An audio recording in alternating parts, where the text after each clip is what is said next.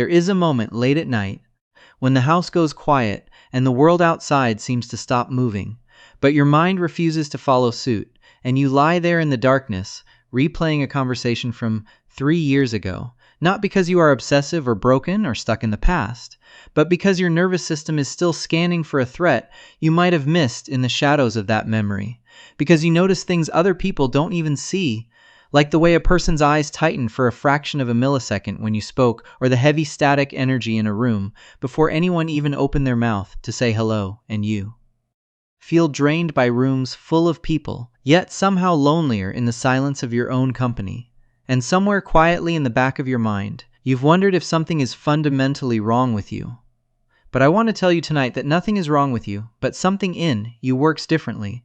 And tonight we are going to look at it directly and gently and without an ounce of judgment, because most people never notice this about themselves. They just carry the ache their whole life and call it personality. But it isn't just a personality trait. It is an architecture, and here is the first sign, the one you've probably felt since you were a small child, where you overthink things other people forget in seconds, like a glance that lasted half a second too long, or a message that ended without a period, or a tone of voice that shifted just slightly in a meeting, and you caught it, you always catch it, and then you carried it home, turning it over for hours, sometimes days, building entire stories out of fragments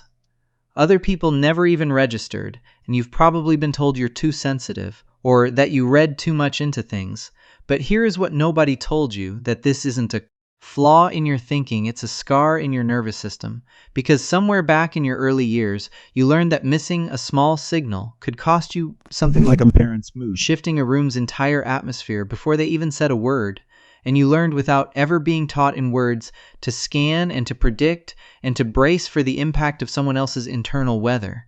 And that child never stopped scanning. He just grew up and started calling it overthinking. And that brings us directly to the second, the first, but is actually the same wound.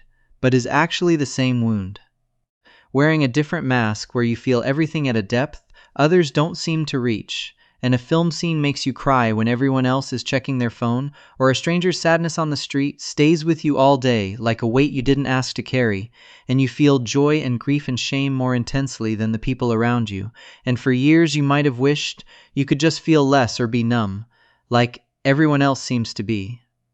But this is not weakness. It's called high sensitivity, which is a real measurable trait found in roughly 1 in 5 people, where your nervous system processes input more deeply, and where others skim the surface of an experience you sink beneath it. But depth like that comes at a cost when nobody around you understood it. And if you grew up in a house where emotions were inconvenient, where crying meant stop being dramatic, and sensitivity meant toughen up, you learned to build a wall around the very thing that made you who you are, which was an invisible wall that nobody else could see, but you felt it every single day. And that's where the third sign begins to make sense, where you mask so well that even you sometimes forget what's underneath. And you smile in meetings while quietly unraveling, and you say, "I'm fine," so fluently it barely feels like a lie anymore, because you've become fluent in performing okayness, since somewhere along the way, being okay felt safer than being seen. And this is called emotional masking, which isn't dishonesty, it's survival, because a child who learns that their real feelings are met with dismissal or anger doesn't stop having those feelings, they just learn to hide them behind a face the world will approve of. And the tragic part is that the mask gets so convincing that the person wearing it starts to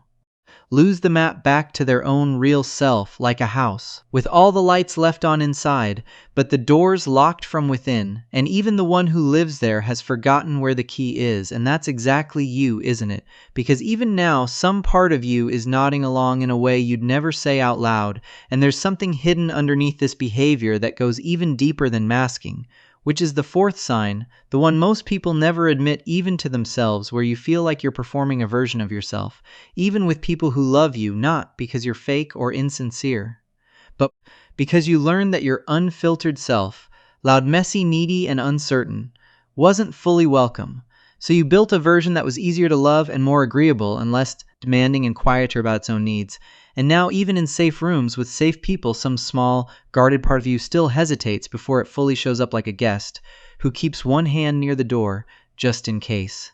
And this is what psychologists call an attachment wound, which doesn't always come from obvious trauma, but sometimes from being the easy child, the one nobody had to worry about, because you learned very young not to be a bother, since being easy was never really about being easy. It was about being safe to keep around. And everything we've described so far sounds like damage, but it isn't. It's the structure your mind built, brick by brick, to survive a world that didn't know how to hold someone like you. And that brings us to the fifth sign, where you are constantly and quietly trying to at your own expense and to keep other people comfortable. Even you read the room before you speak and you soften your opinions, so nobody feels challenged, and you apologize for things that were never your fault, because you've built an entire internal radar system dedicated to other people's emotional weather. And this isn't people-pleasing in the shallow sense, but a nervous system that learned early that someone else's comfort determined your safety, and if they were upset, something bad might follow. So you became the emotional thermostat of every room you entered, adjusting yourself so the temperature never rose. And it worked so well that you forgot it was ever a strategy, and started believing it leads to the sixth sign, and it might be the one that stings the most, because it's the loneliest,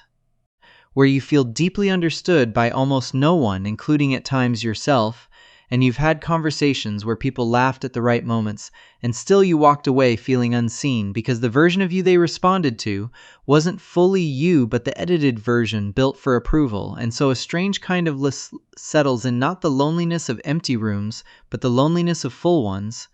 where people know your face and your habits, but not the quiet rooms further inside you that you've never let anyone enter. And this loneliness isn't proof that something is wrong with you, but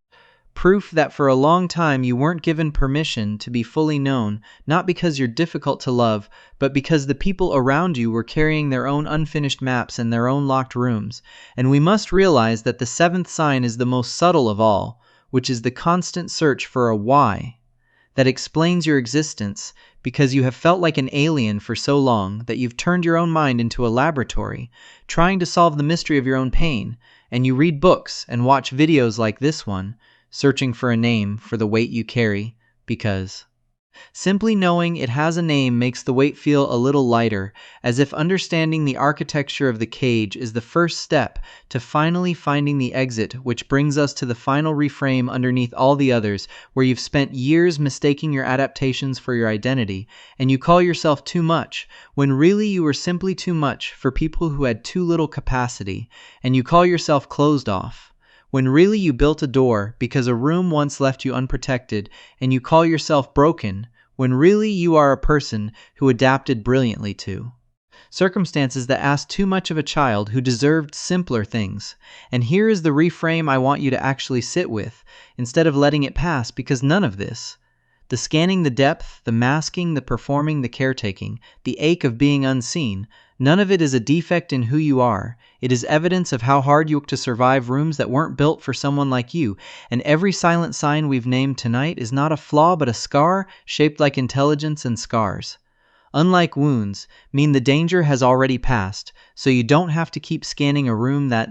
isn't dangerous anymore. And you don't have to keep performing for people who already love the real version if you'd only let them see it. And you don't have to keep carrying a depth of feeling like a heavy backpack you're ashamed of, when in a kinder house it would have been called a gift instead of a burden. And maybe the reason every line of this felt like it was written just for you is because some part of you has been waiting a long time to be described accurately, and not fixed or diagnosed, but just accurately seen, because you were never too sensitive and you were never too much. You were a child who adapted with everything you had in the only way you knew how, and that child is still in there, still doing his best, and still mistaking old danger for new. But the rooms have changed, and the house you live in now is not the house I've taught you to brace. And the fact that you're still here, still feeling this deeply, and still noticing what others miss isn't the sign your mind is broken. It's the sign it never stopped trying to protect you quietly and faithfully even now. So take a long, slow breath, because you are finally safe to be exactly who you are.